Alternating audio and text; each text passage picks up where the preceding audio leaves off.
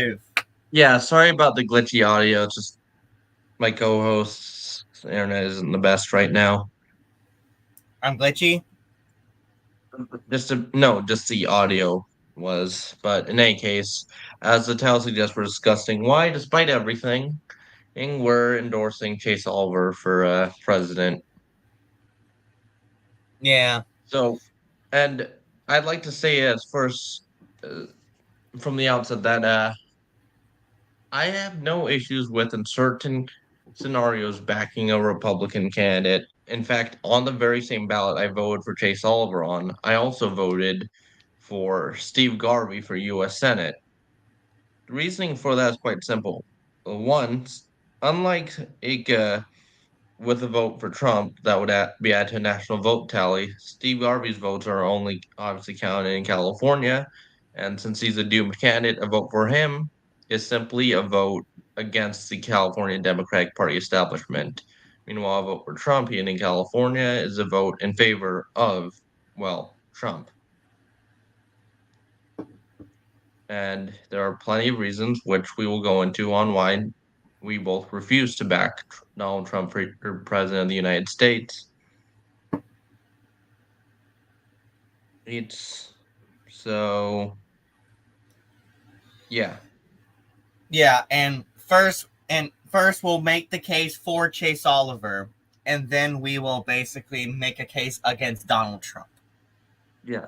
So I actually met Chase Oliver at the 2023 LP of California convention, and here's the thing: I was wearing a Mises Lapel pin and everything, and he didn't really care, and I was able to actually sit down and actually talk to the guy on policy, and I was surprised on how much we actually saw eye to eye on issues, and how I could definitely say this guy isn't milk toast in the slightest. He plainly laid out that, yeah, just like I am, hmm, we're both minarchists. We believe the state should be minimized as much as humanly possible in our lives. We agreed on the principles of the free markets against protectionist policies like tariffs, in favor of ending the disastrous war on drugs, and also in favor of a broadly speaking non-interventionist U.S. foreign policy. Yeah. So and and really, like, Chase Oliver, basically people basically say that, like, he's like this progressive leftist, or in worst cases they'll say a gay race communist, quote unquote. But that's just stupid, because he's he's not a communist, and I understand why they're getting the race aspect of it. Uh, Probably the fact that they think he's involved in identity politics, which he hasn't played. Like the only time where he even really used his identity was talking about why he's in favor of the Second Amendment. Because let's since well he's in Georgia, sure there's a lot of people who are accepting a gay bill. There's a decent amount who aren't. Due to that reason, Chase Oliver's armed that way. No, he won't be attacked just because of who he is. That's And like, the thing is is basically, like, you can criticize Chase Oliver for how he's running his campaign, or why he's not exactly perfect guy for you, like, or the fact that he's like a little bit too culturally progressive for your comfort. That's understandable. You can have that, and it's a valid opinion. But to take that and then basically say that you're not supporting him and you're supporting Trump over him, that's ridiculous. yeah.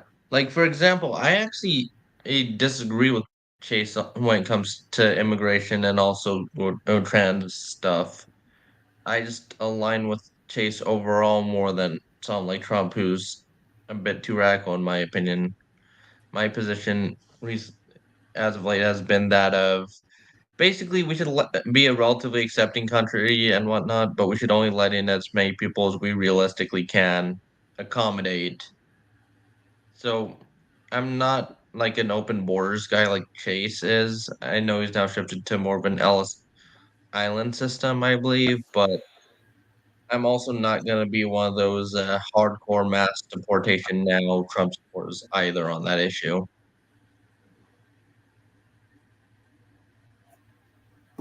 Yeah, like, um, if you look on paper, with him compared to Donald Trump, like, even the stuff that Trump says, that we don't really basically, like, take at face value. But if you look at, just look on paper, Chase Oliver is clearly the better choice if you're looking Yeah. at that. Yeah. Also, ooh, one of the common debates is like the whole trans care for minors argument against Chase, and I will say out right from the outset, I disagree with Chase on it. Yeah, On it, I believe it. I believe those kinds of surgeries, is and medical interventions and whatnot should be reserved for adults only. But yeah, if we're also keep in mind that Trump said that it came out and said we don't want transgender operations on minors without parental consent, which is weirdly enough exactly Chase Oliver's position. well, and here's the thing too, is basically like Also, I'm Chase, I'm gonna okay DM you with, that clip and the thing is that I'm okay with like social transitioning, just basically like switching clothes and pronouns, but I'm not for medical transitioning of any kind, basically, and that's where I disagree with Chase Oliver on. Yeah. Like, Yeah, the thing is, we're both, at least on some social issues, to the right of Chase Oliver. We're not moderate. No, we're not. I don't. Yeah, we're actually. I mean, we're moderate compared to some people. We're pretty radical in the grand scheme of things. That's the way I'll put it. yeah. So, with that in mind, we will share the first clip from Chase for Chase Oliver. Um, From the free and equal debate, yeah, which, if just for those who don't know, the Free and Equal Debate Foundation is essentially an alternative. I can explain later. yeah. Anyway, let me start this over. So I want to once again thank the Free and Equal Debate Foundation for having a debate where alternative voices can be heard. My name is Chase Oliver. I'm the Libertarian candidate for President of the United States, and it's been the honor of my life to travel this country, to meet voters across this country, to hear their concerns and bring about the solutions rooted in the ideas of liberty and non-aggression. That you own your own life and you know how best to live your life. You know how best to raise your family, and you don't need an army of bureaucrats in Washington, D.C. or your state house to tell you how to do that. If you're living your life in peace, that should be enough. And I'm happy to travel across the country to fight back against the evils of centralization and be an advocate for what happens when we decentralize power away from those who are concentrated and controlled by a giant corporate oligarchy. That is what is happening in our government, and the way to solve it is not more government, it's to get government out of the way of our lives. And so I am traveling across the country to say that we need freedom in our lives, we need liberty in our lives, and what we don't need is an abusive and intrusive federal government. One thing to point out on this, his stance is essentially living your life as you see fit, as long as you're not hurting our pills. He's not unlike other social progressives who would enforce their progressive worldview. Chase wouldn't. He's just personally more culturally liberal than both of us actually. Yeah, exactly. Like, so yeah, even if And Chase Oliver is a bit too culturally progressive, he won't enforce it onto you. that actually has led to one of his more controversial positions, actually, which is the fact that Chase Oliver there's view on freedom of associations is kind of controversial. It's the Gold War stance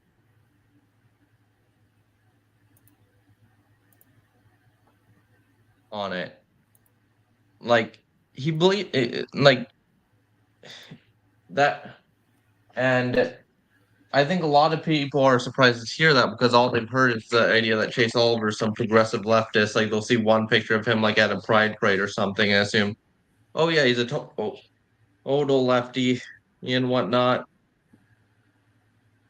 FD who wants to trans your kids and stuff, but the reality of the situation is it's far from that. Yeah. By the way, I got the clip. Basically showing Trump basically pretty much having the same position on paper, at least, as Chase Oliver. Yeah, because both of them were like, Chase was like, I believe the doctor should be allowed to decide and whatnot, and that's wait, I can't hear the audio. Oh yeah. Let me start it over. Look, this is a party, the Republican Party, of common sense. Forget about conservative, liberal. We're, let's say conservative, but we're really a party of, we need borders, we need fair elections, we don't want men playing in women's sports, we don't want transgender operations without parental consent. You know, there's so many things, but it's 99.9% is common sense. Look, this is a party. Yeah, here's the thing. The only time where gender transitions would apply with parental consent would be if you are, well, a minor. When you're an adult, you don't have to ask your parents for parental consent for this type of shit. Yeah. And there are cases of actually people who grew up with anti-vax parents, and then as soon as they turn 18, they get all the vaccines they missed. And the reason for that is because the parental consent factor no longer applies. Yeah.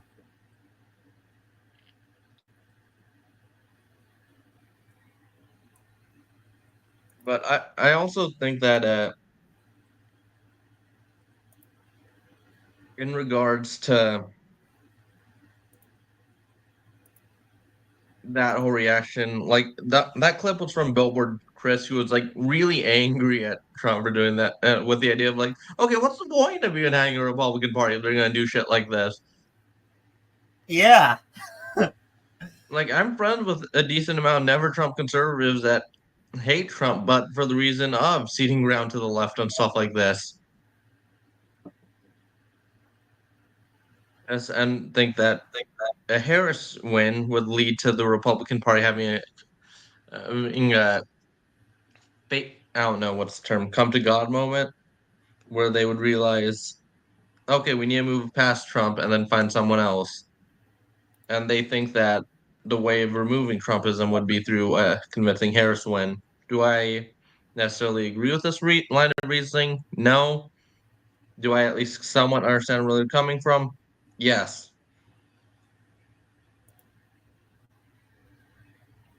Yeah. Yeah, pretty much. Like, and I'll just say it basically, Trump's position on trans kids is too left wing for me. It is. It's weird to say that out loud. Yeah, I But I know. mean, like the thing is, we're both like, when I'm asked on like where I stand on social issues, I will use the descriptor I'm socially liberal but not insane. Like, Yeah. I think that adults should be allowed to do whatever the hell they want, and as long as they don't hurt someone else when it comes to this type of stuff. But before you're an adult, no.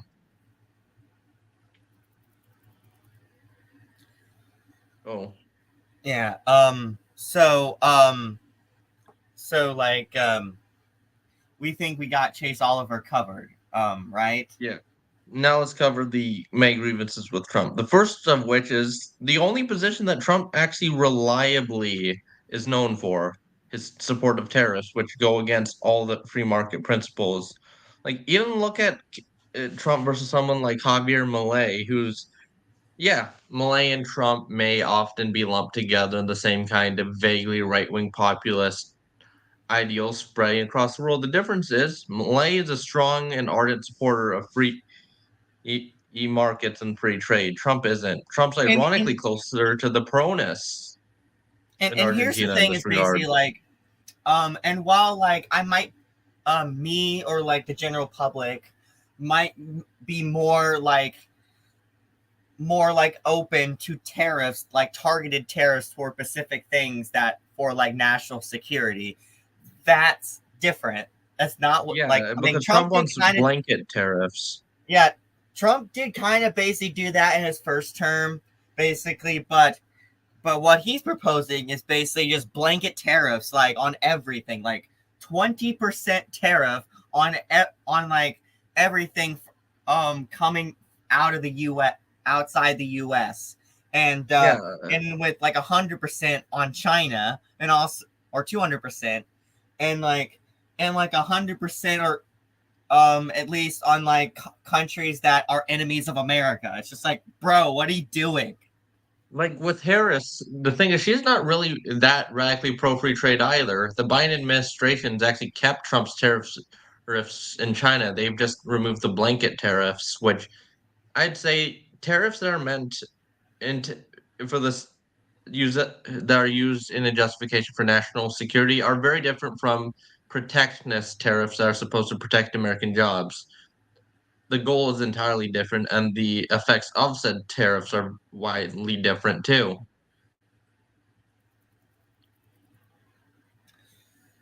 Yeah.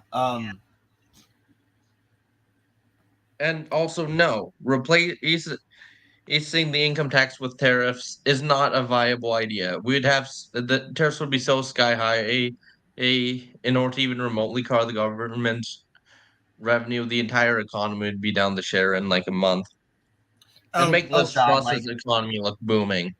The thing is basically like, okay, I hate the income tax. I do. And I hate all these other taxes and all that basically. And I want to basically eventually get rid of all of these. Like I'm with every single libertarian on this. But the issue is like you guys also cut spending too with it, basically. Like you gotta cut spending first. Like and the thing is that in cutting every other tax and then replacing it with tariffs is not a good idea because, like, for one, I don't even think the tariffs would basically even cover like the full cost that these other taxes do. Like, and it's gonna keep Yeah. going down the more the trade war um gets dirty. It's just I also would think that like Bill projected it, and the tariffs would actually have to be in the thousands of percents in order to cover the current income and tax. And that's just if we replace just the income tax with tariffs. Well, and it's It not would end just up being that, a but basically, but it's not just basically like it would have to be in the thousands, but like but once the economy starts dipping, you're gonna have to even increase it even more, which just creates a doom loop. yeah, and the thing is, these policies would it end up affecting the American consumers' wallets the most. Most like you think groceries are expensive now? Wait till you have to deal with groceries is after 200% tariffs at a minimum, potentially even 2,000% tariffs. Like that's just not gonna work. Like if you're just one of those on the fence voters that's concerned about simply how do I make my cost of living more affordable, the answer is not backing someone that's going to make your cost of living significantly higher with tariffs. Yeah, and um, and I know basically like there was this study done by Bloomberg, which I'm not a fan of Bloomberg myself. It can be pretty sketchy at times, but they did a but I'm just going to tell you what they basically said and judge it with what you will. um and I don't really have I can't really show it on the stream, but they basically studied how like both like Trump's proposal of economics and Harris's and how they would affect GDP and inflation. And on GDP, they said both Trump and Harris would send us into a recession. Um, however, the dip is still significant. Like with Harris, it's about like maybe 0.4 or 0.5%, but with Trump, it's like 8.6% dip. And another thing is, in regards to why I'm not too afraid of a Harris presidency like other people are, is because I know for a fact that like she's gonna into if she becomes president, she's gonna be one of I think the first Democrat in I don't know how many years to not have the Senate in it controlled by her party, and that is going to significantly limit the amount of damage a Harris presidency could do. However, that same Senate would end up becoming yes men for Trump, which is significantly concerning. Yeah, and also like um yeah, and also like the whole and of course this huge dip in the GDP is due to like the mass deportation plan, which we're also not a fan of. Basically, like taking millions of people in the country and just taking them out overnight. Like that's always like regardless if you like that or not, that's going to damage the economy too. Like, but um, like 5% of that 8.6% is due to mass deportation.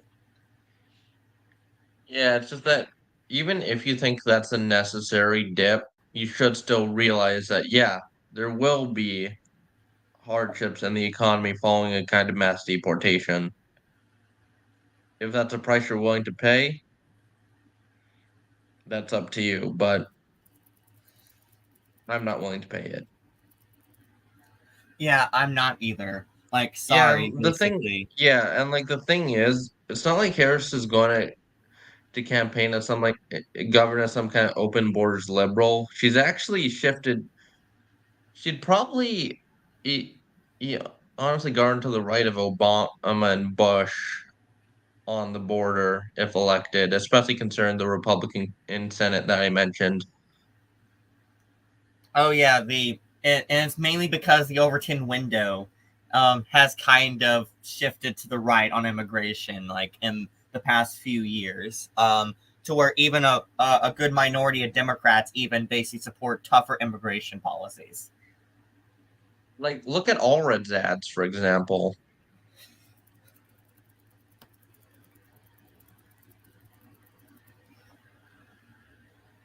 Yeah,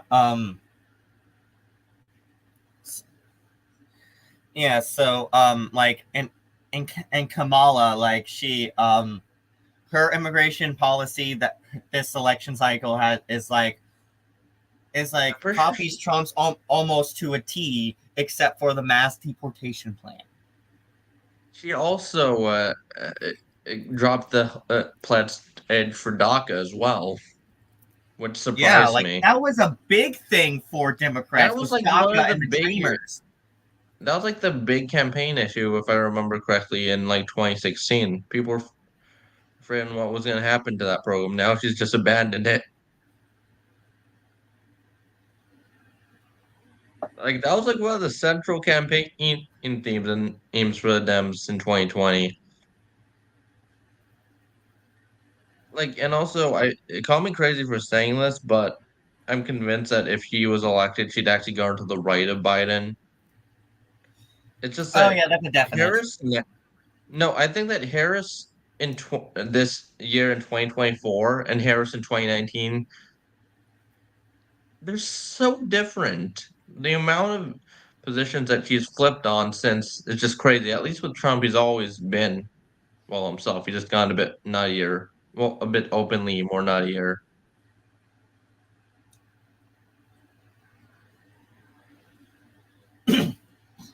Yeah, yeah, so anyway, I guess let's dip into foreign policy. Yeah, like Trump. The idea of Trump being anti-war isn't true, but at the same time, he's not a standard neoconservative either. The reality is a lot more mixed. Like his Ukraine policy is definitely more or hands off. You know, I gotta say that I can't really figure out a way that that war could be negotiated to an end in 24 hours without something stupid and brash.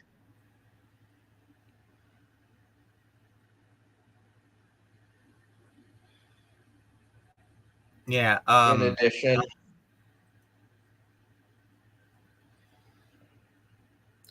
Yeah, so like anyway, so like let's look at a good example on how basically Donald Trump is really bad when it comes to foreign policy. Um, Trump revokes Obama rule on reporting drone strike deaths.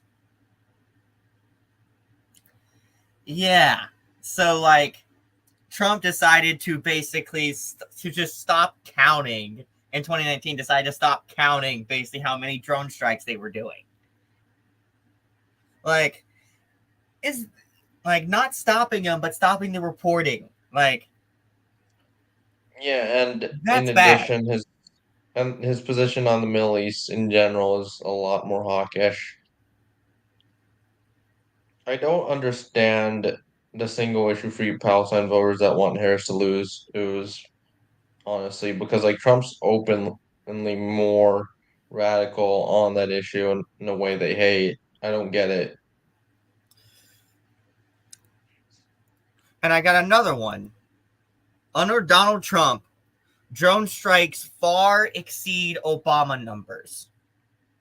But Tulsi totally thinks he's somehow an anti-war leader that will bring peace to the world.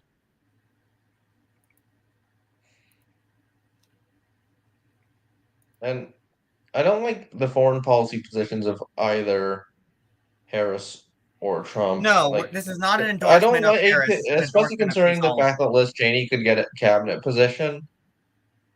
And I do not think Harris's foreign policy would be good either. I just think on this issue they're both terrible on it. Yeah, we're talking about Trump here. It's not an endorsement of Kamala. This is an endorsement of Oliver, and Uh, we're indicting Trump. Pun yeah, intended. like yeah, it's just that with Kamala Harris, she's never had a direct role on foreign policy the same way as Trump did, being well, I mean, I guess being the number two kind of influences it, but like not in the same way you saw like Trump or Biden is, you know?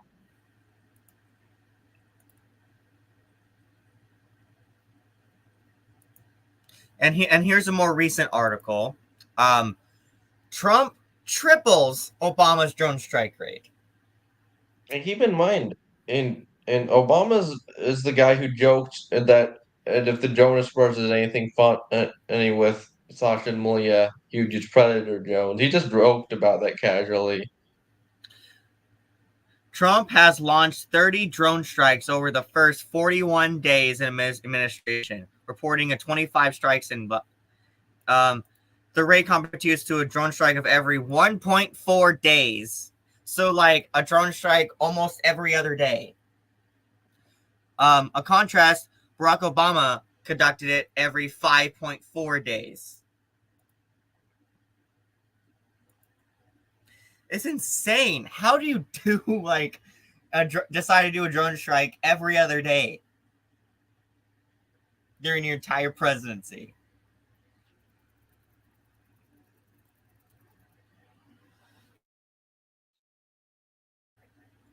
Yeah, Like, go ahead. and also since I mentioned this offhandedly, I still don't understand Tulsi Gabbard's transformation. It's still wild. I don't understand it either. I voted for Tulsi Gabbard in 2016 and not 2016, 2020. 2020. I'm sorry.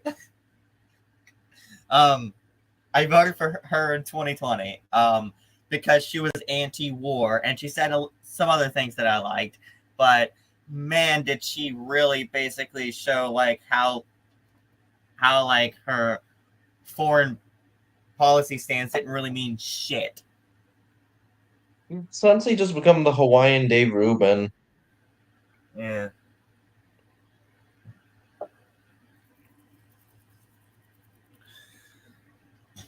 And yeah, I know I'm not the first person to call her that, but it's just accurate. Yeah, and um, um, yeah, and let's not mention basically, Trump basically ripped up the Iran nuclear deal, which basically was an actually decent deal. basically like that Republicans for some reason, like especially neocons, really like to basically like seethe about. Like it wasn't perfect, honestly, but basically like ripping up the agreement basically kind of made Iran more of a threat to both the US and Israel. And that kind of gets another thing about Trump is basically a lot of Trump's foreign policy, it's not anti-war, it's anti-Obama. Or it was Yeah, he pretty anti-Obama. much. Yeah, he pretty much just takes the exact opposite stance Obama has. Like basically Obama was basically dovish with Iran and hawkish to North Korea. And then Trump was like, okay, let's do a flipperoo. Can I also point out that the only Trump approved, but the Trump Bibles are the only Bibles allowed in Oklahoma. They're mandated. They're all made in China. So yeah, Oh yeah, and that's another thing with Trump is basically like his business interests are pretty shady. Like like like Trump was like one of the first people to call him out in favor of banning TikTok, but now he opposes banning TikTok because of his investments. like before Jimmy Carter was president, he had to like he had to basically like cut a lot of stuff off with his peanut farm. He had to stop with No, his he just sold business. it off. He just sold it off. Yeah, he sold it off basically before he became president because of basically like of the Constitution. But with Trump, basically, not only did he not do that with his business, he just gave it to his son. Um, but he's still basically like doing business there to this day, like it's and doing like shady ass stuff, um, like getting like $2 billion from Saudi Arabia, randomly all of a sudden just cause, shit, and and I believe this was during his presidency too, like not really long after the whole uh Khashoggi incident where that journalist that got killed in Turkey. With a bone saw. Yeah.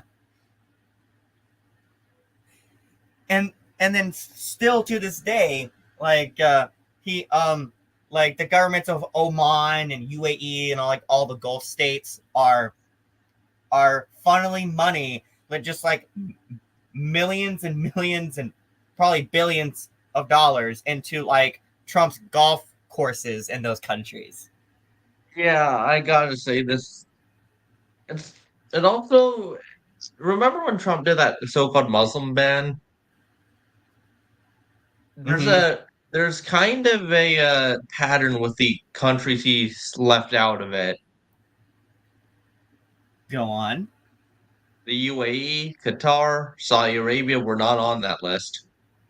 All of which were he has business interests in. Yeah. Like so it's like it seems like Trump's only real ideology is whatever benefits him at the given moment. He is a narcissist to the highest degree. Yeah. And yeah, like, oh, and let's mention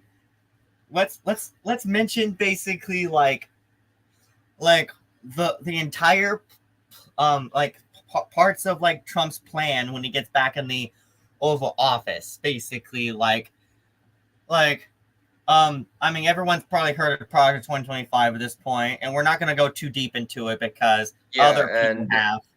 But the one part Agenda I am going to talk about 47. in it. Sorry, I was just Can gonna I say finish? that. All right, sure. One part of it basically that I will mention is basically like the whole like gutting of the administrative state, which that sounds like something libertarians should support. Like, and it sounds like something we would go hell yeah to, but they're not cutting these. they're not basically abolishing, like, say, the CIA or the FBI or what. They're not doing that. No. What they're going to do is basically, like, replace all of them with Trump loyalists. Like, And every single agency, the CIA, the FBI, and all that will be run, Trump will have almost complete control of. keep in mind that this is a part of Trump's official policy platform that's an Agenda 47, not just Project 2025. Sure, Trump can have somewhat plausible deniability when it comes to his ties to Project 2025, but the loyalist plan and in Project 2025 is also in his official Agenda 47. So it's not just one of those cases where it's a smear.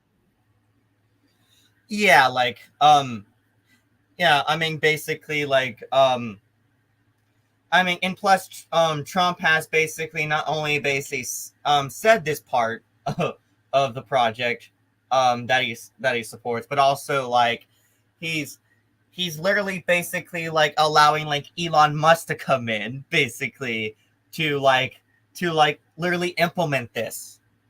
With his, I gotta admit, naming an official government plan Doge is stupid. Yeah, like, and the thing is that, and I don't want Elon Musk in the government. Like, the thing is that, like, have y'all seen what he's done to Twitter, or now what we should say X, quote unquote? No, we're dead naming it Twitter. It will always be Twitter. Yeah.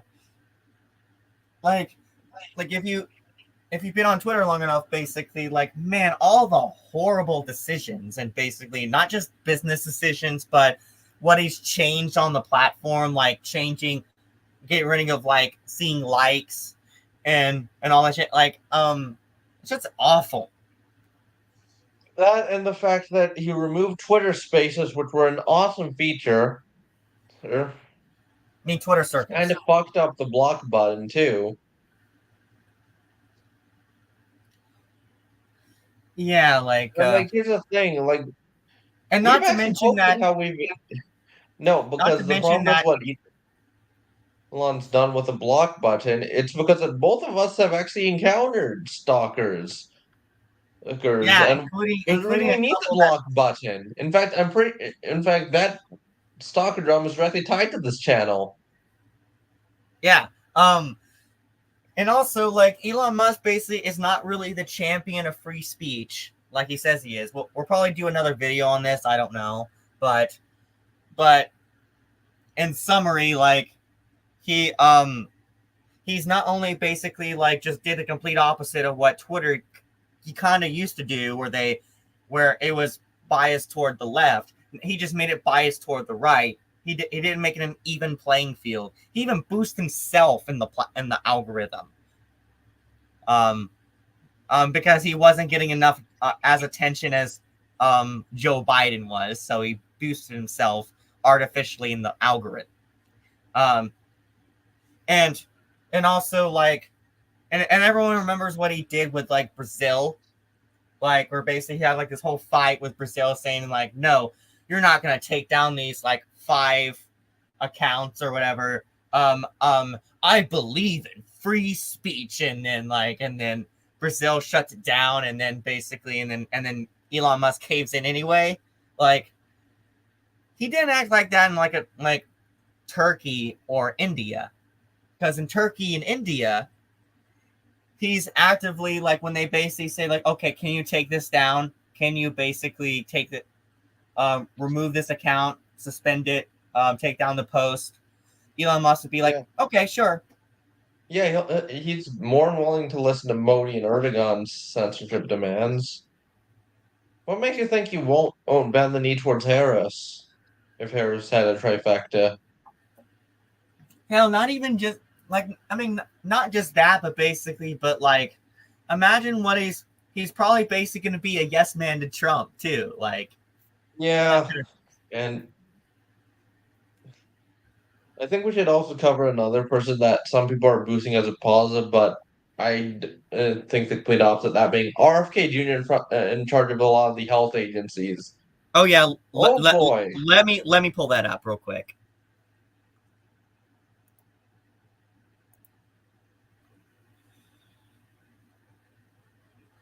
The key that I think that President Trump has promised me is control of the public health agencies, which are HHS and its sub agencies, CDC, FDA, NIH, and a few others, and then also the USDA, which is key to making America healthy, because we've got to get off of seed oils, and we've got to get off of pesticide intensive agriculture. The key that This is insane. Yeah, but like I'll outright and say that I agree with him on like the fact that the excess use of pesticides and processed foods is bad. But Ed, but the thing is with RFK being in control of that, his actual track record when it comes to public health isn't good at all. Okay, before we get into his record, basically, I do want to point out that excessive pesticides, like pesticides can have bad health effects, but the more we develop pesticides, the more basically we fit out ways to make it safer, and That's and two, basically we can't just not use pesticides anymore. Basically, you would not increase this, the amount of crop failure. yeah, not with the scale that we have to produce food for this massive Yeah, like country. we cannot go organic. We can't, basically. Like, the world would starve if everyone did organic farming. Yeah, it's just of course organic is healthy for year for you, and like I do have issues with like the amount of ultra processed food in our nation's food supply. I've in fact tried to make an active effort for me to cut back on my consumption of processed foods.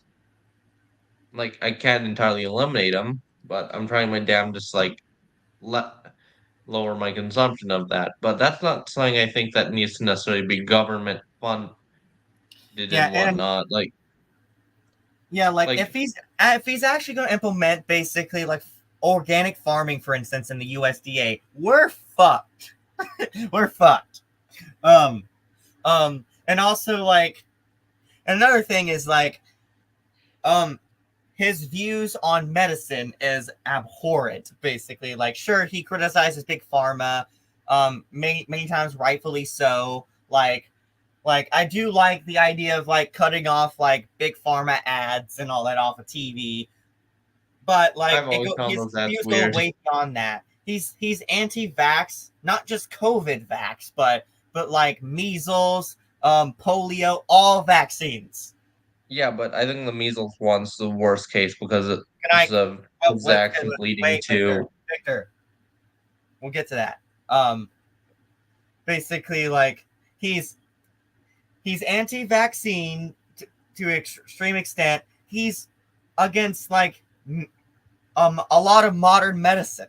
Like he is like a big thing with alternative medicine, like medicine that's not approved by the FDA and like that aren't real like that are just basically shitty snake oil supplements, like Alex Jones shit. like I will say that there are some alternative medicines that I am somewhat supportive of. Like I'm a big supporter of medical cannabis, for example. Well, That's a but bit there's different other though, stuff. because that's a bit different because that's actually been proven to help people. Yeah, but a lot of the stuff is just bunk and stuff like acupuncture and like look, the acupuncture has had a long history. I mean, I'm Asian, not Asian and whatnot. But it's been proven to be just pseudoscience completely ineffectual. Not to mention painful. Yeah, so and we want this guy in charge of the FDA, and it's just No, like, this is absurd. yeah, I don't want to know what his reaction would be if he was in charge of the CDC as well. Yeah. Can we bring up the Samoa case now? Yes. Um. All right.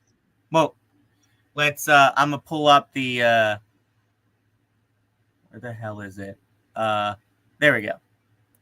How RFK falsely denied his connection to a deadly measles outbreak in Samoa. I wouldn't usually cite Mother Jones, but it's just true that yeah, he did it. He was doing a lot of fear mongering about the measles vaccine in Samoa, and then 82 people lost their lives because of a measles outbreak. Yeah. Yeah, it says Kennedy, a leading anti-vaxxer who had visited Pacific Island, a nation a few months before, replied, "I'm aware." Wait, no, that's not it. So, yeah, I didn't read this article yet, but pretty much, basically, the summary is that he, um, is that there was a case of basically some kid dying, basically because of like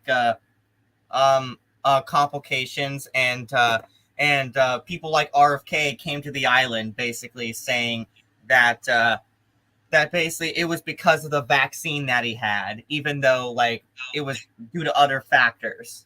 But he blamed it on the vaccine and told everyone to like and started a campaign to like no more vaccines on measles vaccine and all that. And what ended up happening is that later on, um, there ended up being an outbreak that killed 83 people.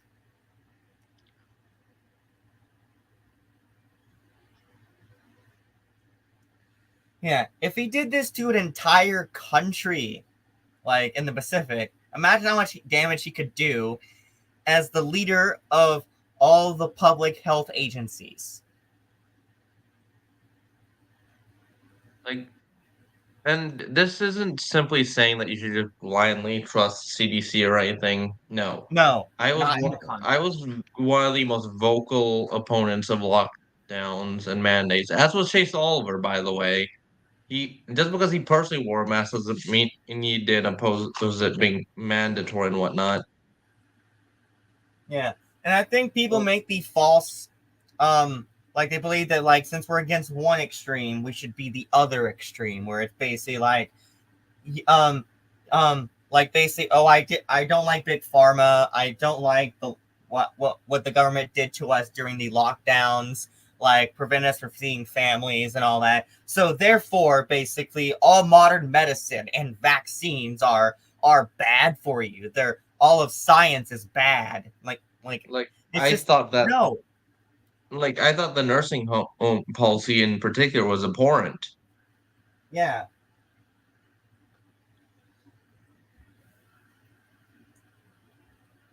Okay. What else did you want to get into, Victor? Let's see. We should also probably talk about the idea that wait, do we already cover Trump and And who? Ross Ulbricht? Oh, I don't think we did. Oh yeah, because here's the thing: Trump knew about the Ross Ulbricht case when he was in office in 2020. He had plenty of time to grant that man clemency. He didn't. Yeah, he didn't pardon Assange or Snowden either. Like, and the thing I'm is kind of that surprised he didn't pardon Assange because Assange actively helped. Assange's finally, actions actively helped Trump in 2016 with the whole email leak. yeah. Well, one thing we can basically like give credit for Biden is basically pardoning Assange, even though I don't like Biden, but it's just like I mean, he had to plead guilty still, but he was allowed to like leave prison and whatnot under an yeah, agreement. sadly, but like the thing is basically like um it's just like Trump, where the fuck were you? Like he helped you win against Hillary Clinton. Where the fuck were you? Yeah, and like Snowden, Odin, I don't think like I actually liked Vivek Ramaswamy somewhat when he was running, and I thought maybe he'd be able to do it if he got the nomination. But At the same time, I thought that Vivek was never going to win because he was essentially positioning himself of, I'm exactly like Trump. Trump's the best president of my lifetime, but I'm just a bit younger.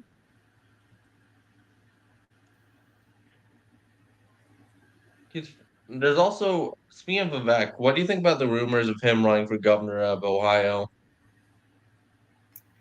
I don't know, honestly. It's kind of not really the subject of the video. Yeah, but I do think we should at the very least discuss that. Like, what happens when, if, as I predict, Trump fails, and what happens to the Republican Party, at least somewhat. Because of and why I think that backing Trump now would be a fool's errand. Yeah. Like, simply put, Trump's cult of personality doesn't have a clear successor that has the same level of charisma that would be needed to unify Trump's base again. Like there's people. Sure, you have people like Vivek Ramaswamy, J.D. Vance, and some stuff, but I don't think either of them would be able to be anywhere close as effective at winning over the base as Trump is. Honestly, I think basically once Trump's gone, the MAGA base would start fighting amongst each other, like especially people like J.D. Vance and Vivek. They'd probably fight each other, honestly. Yeah, there's gonna be schisms and there's gonna be plenty of interpretations of what Trumpism is after Trump. Just hope for everyone's sake it does not become American pronism after Trump.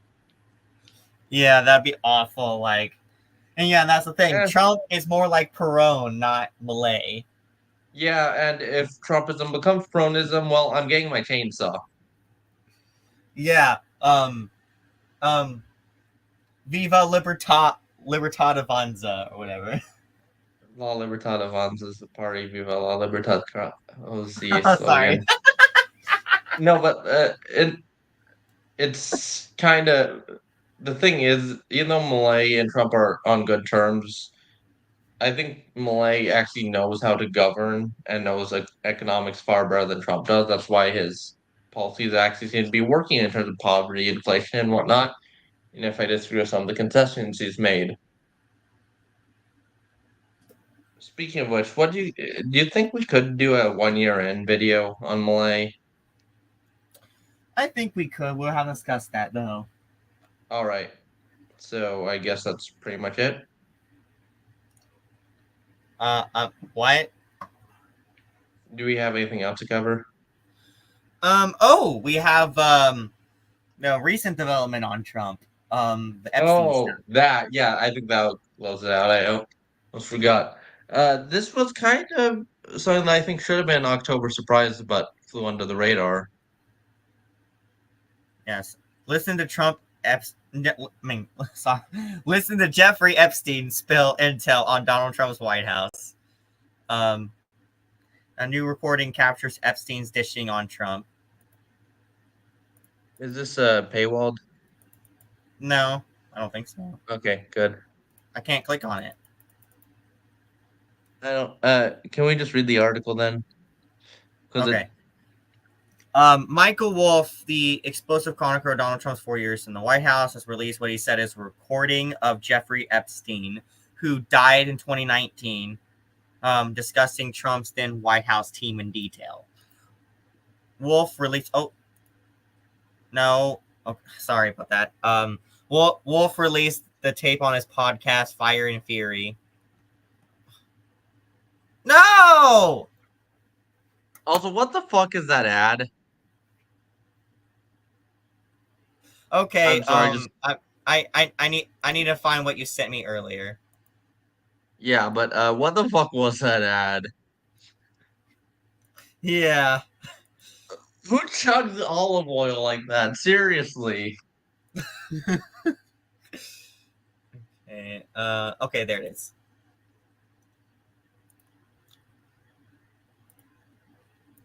Let me share the video this time and not at restaurant in 2000. I think we have a snippet from one of the conversations that I recorded with Epstein, and I think this was in a restaurant in 2017. His people fight each other, Right.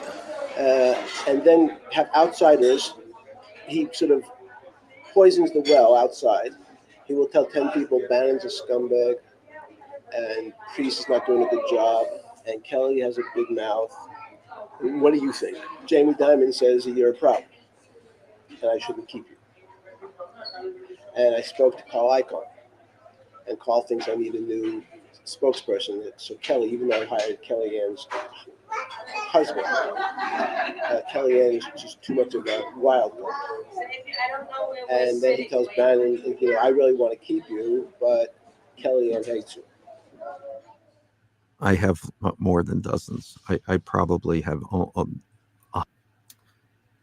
Yeah, like these kinds of details on the administration, like now they're pretty common, but in 2017, only his inner circle have known these inner machinations of the Trump administration. Because here's the thing about Trump's administration from 2017 to 2021.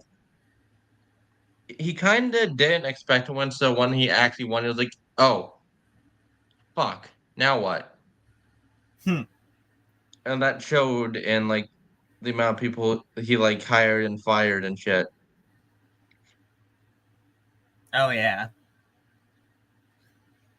And honestly, I think Trump is mainly running for president to escape his charges against him. Yeah, but I just gotta be real. If Trump actually does go to jail, I do not want to be the Secret Service officer who has to watch him shower.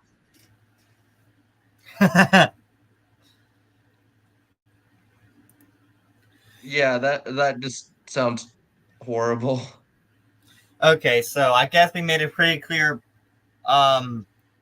We made like a clear case why we should not make a bargain with Trump. I'd also like to say that yeah, as I repeat at the start, this does not mean we're totally against backing Republicans in certain situations. In fact, I voted for 2 Republicans on the same ballot I backed Chase Oliver on. Yeah, Both of so which as a simple middle finger to the CA Dems because I hate them.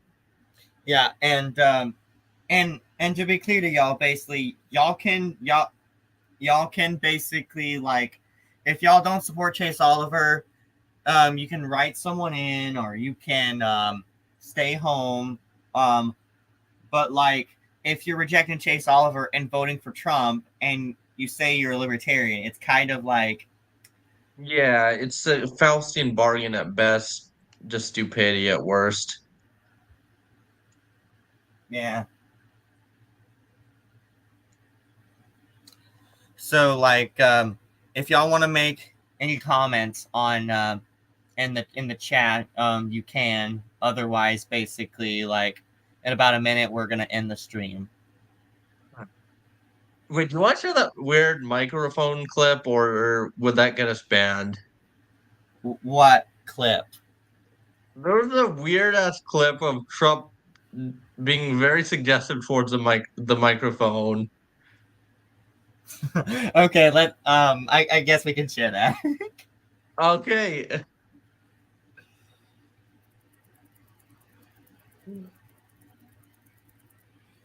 I'm gonna DM it to you in 3, 2, 1. There you go. Okay.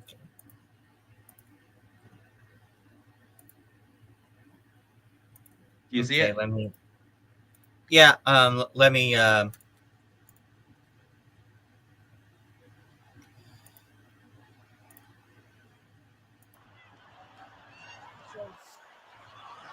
had to go.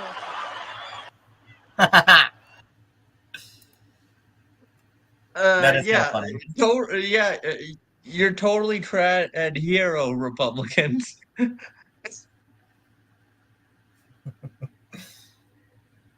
Yeah. So I guess if no one's gonna say anything, basically, I guess we'll end it here for now. We'll be back soon. Yeah. Let me. Let's play the outro.